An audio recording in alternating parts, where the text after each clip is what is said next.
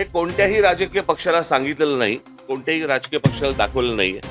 मला असं वाटतं आता उद्धव ठाकरेंच्या पत्रावरती निवडणूक आयोगाला हे पत्र गेलेलं आहे की हे तुम्ही आम्हाला कधी दाखवलं नाही. ते नवीन काय युनिट आणलंय तुम्ही, हे लोकांनाही माहिती नाही, जनतेलाही माहिती नाही. आणि हे नव्याने तुम्ही आता हे ईव्हीएम मशीनला लावणार आहात, हे काय मशीन आहे? म्हणजे हे दाखवावं, सांगावं इथपर्यंत पण गेलेले नाहीयेत निवडणूक आयोग. जे त्यांना हवंय ते करतायत.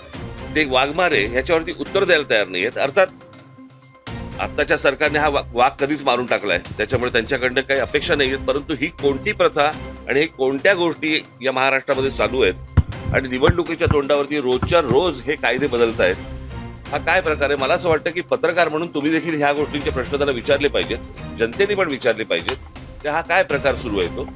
आणि म्हणजे सरकारला जी गोष्ट हवी आहे ती गोष्ट करून देण्यासाठी म्हणून निवडणूक आयोग आहे का? त्यांना ज्या काही सुविधा हव्या आहेत आता सरकारला त्याच्यासाठी म्हणून आता निवडणूक आयोग काम करतंय का? हा आमचा सगळ्यात महत्वाचा प्रश्न आहे.